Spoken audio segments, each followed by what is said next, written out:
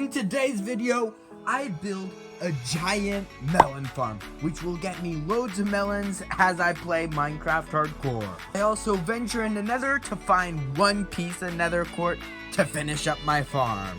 And so we're back in the world. My first task is to chop up these melons that have grown. And that's 3 more melons chopped up. That's more food for me. We won't be needing food after what we build today. It will get us so much food that we're just gonna get it farmed. But for that to happen, we're gonna have to visit the nether. But before we can go to the nether, we need to chop up some trees. So I'm gonna chop up 2 trees and I'll be back. And that's the 2 trees chopped up. We can now move on to more tasks. All of these tasks we're currently doing will make us be able to go to the nether. And as dusk comes, this was day 9 in my Minecraft Hardcore world. Which means we are now on day 10 of our Hardcore world. Also 1/10 to 100 days. I did also chuck a few things in the chest because my inventory was getting cluttered. And who likes to have a cluttered inventory? Not me. And if you remember from the other episodes, we did bump into some lava when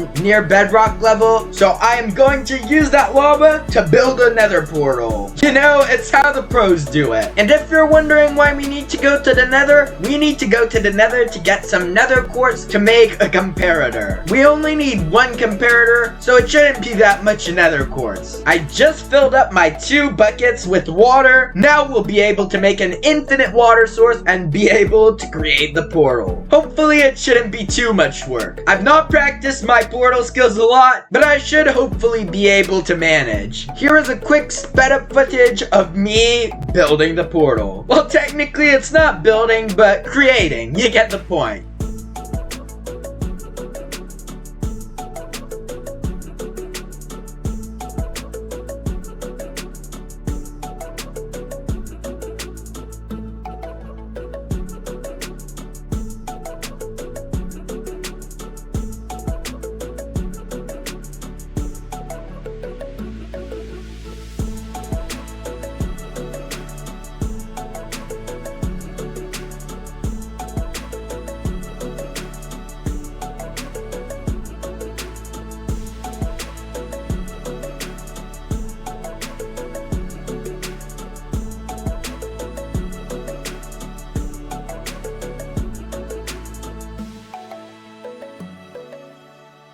Alright, and the portal is now complete. I do need some flint though, so I'm gonna go get some gravel. And I have found 2 pieces of gravel. I'm now going to break them and see if I can get any flint. And I did manage to get 1 piece of flint. I turned it into flint and steel. Now let's go see the nether. I am a bit scared because we don't have any golden armor and we aren't really geared up. But we're just gonna have to be careful and hope it's safe. And let's go through the portal. I have blocks, so if anything tries to attack me, I just pile straight out. Alright, we're in a basalt delta. I think that's what it's called. I don't see any quartz. I'm gonna try to dig in the walls and see if I can find any quartz. Luckily though, no sightings of ghast or any mobs. I have to craft myself a new pickaxe because my old one broke. Let's see if we can find anything. And I just dug a tiny bit and I have appeared to find quartz. That's awesome, and it was a big patch. That's even better. Now we have a lot of quartz and we'll be able to craft the comparator. And we are now back to the overworld. I'm now going to head back to the surface. And the day appears to be done. That is day 10 accomplished. And so we are now on day 11. And the first thing I'm gonna do now that it's day 11 is craft my comparator and check it in the chest with all my other resources for the farm. I am now going to flatten this area near my house. I think this is a great place to build the melon farm. I just need to mark out what place to mine out. So I vividly marked out where I'm gonna mine out the area, and I'm now gonna mine it out. Here's a quick time lapse of me mining out the area. Well, it's not really a time lapse, but sped up footage. Alright.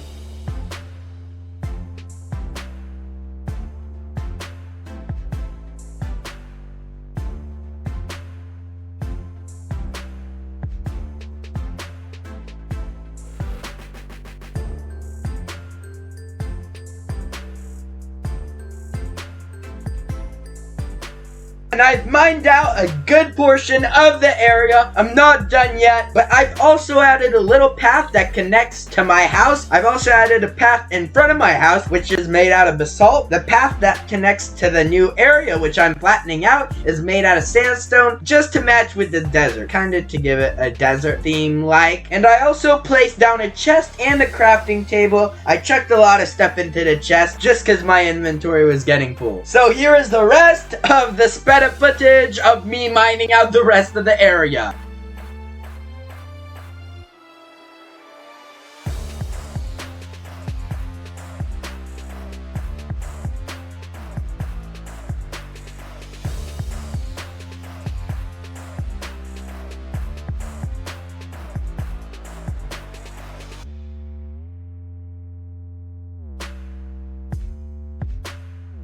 And I have completely finished flattening out the area. Now I'm going to check everything into the chest except my tools and food. That way I can gather all the materials needed for the farm and I can start building it. Alright, and the first step is to place a double chest down, which I have just done so. Now the next step is to dig 6 out on each side behind the chest. This will be where the hoppers lean against. I will put 2 hoppers in towards the chest and hoppers that feed into the chest. That way, this is where the melons will filter into when they get broken by a piston system. And now I have placed in all of the hoppers. Now the melons will be able to get filtered through this once they get collected. This is basically the collection system. And I believe that is day 11 accomplished. We should be on day 12, I believe. On day 12, we're hopefully gonna finish the farm or get very close to finishing the farm. Let's get back to continuing on the farm. Alright, now I need to place a row of 2 dirt all along here above the hoppers just to kind of cover the hoppers, but this will be where we plant the melons. We're gonna plant the melons, I believe, on the front row, and the pistons are gonna be on the back, breaking the melons. And now I just placed 2 polished andesite blocks on both sides of the chest. This is kind of just for more of an extra look, but it also helps with the farm. I also placed a couple stairs above the chest just for kind of a more vanity look, and then after that I'm placing 4 stairs just along the side of the chest, kind of just for vanity, but also because it's part of the farm. There we go. I must say that looks really good. It adds more to the farm and kind of brings it to life. And now on the side of the dirt, I am putting a side of polished andesite blocks, just kind of for vanity, but also for the farm. It kind of brings it to life. I'm keeping the 2 front corners empty because we will be putting pillars right there made out of wood just to kind of complete the farm. And this is actually where the next step comes in. We're placing the wood logs right along here, and we're gonna put in another pillar over there, but right now we need to put in the top layer that connects both pillars together. We're also going to strip the logs using our axe. That way it gives it more like a jungle feel, and also I am using a different type of wood than Blue Nerd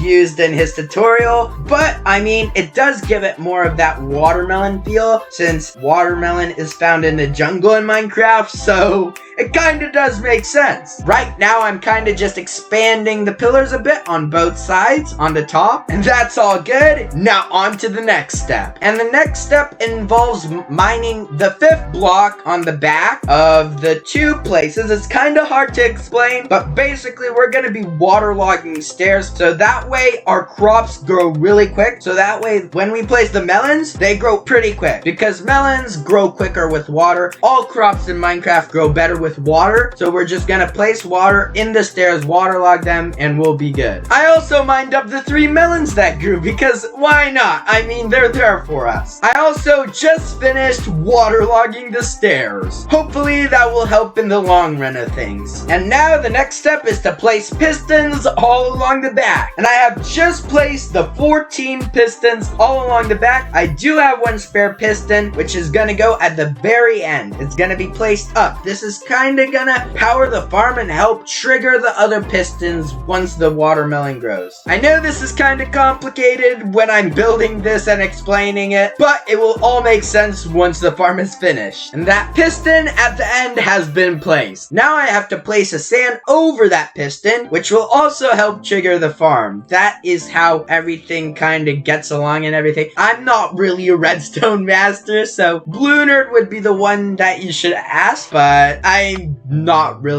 don't know how this all functions, but I know this helps the farm function. And over the pistons, I'm adding a bunch of barrels. You technically only need one, but this also makes the farm look neater and tidier and just makes it all come together, if you know what I mean. Blue Nerd did use all 14 barrels, so I did the same. If you see, it kind of just brings that feel to it of it being complete. I placed the sand in the barrel closest to the piston because it helps the farm function. Man, I really don't know how this works. I really need to look into this. And then I just hoe the front row. This is where the melons will be planted, but we're not planting them yet. First, we're gonna put a row of polished andesite right behind the barrels. This is kind of used to just complete the farm and tie it all around, you know? And fill in the sidewall just like so. And then we're gonna go on the other side and do some more things. And so on this side, we just fill in the other side just like we did with the other side. Man, this is getting confusing. And then we're gonna do a little staircase with the polished andesite, which there's gonna be the comparator on and a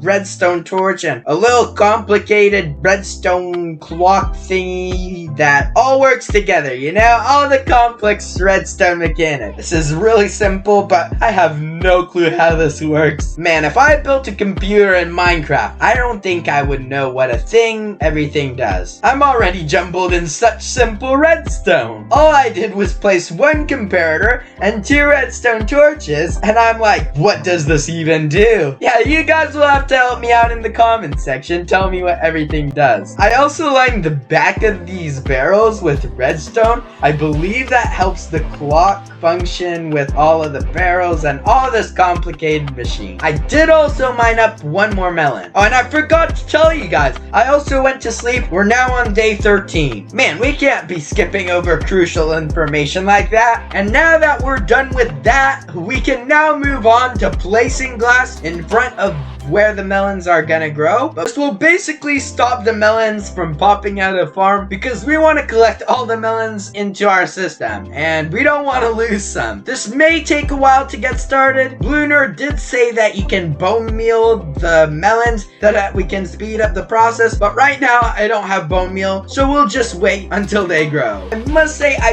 love how the farm looks. It just looks great. I'm absolutely happy with how it turned out, and hopefully it will get me a ton of melons once it starts producing. I'm also going to modify the path just a bit, which I set up. I'm going to connect it to the chest exactly, because right now the path kind of leads you to the side of the farm, and I don't want that. So we're just going to modify it a bit. Here's a quick sped up footage of me fixing the path.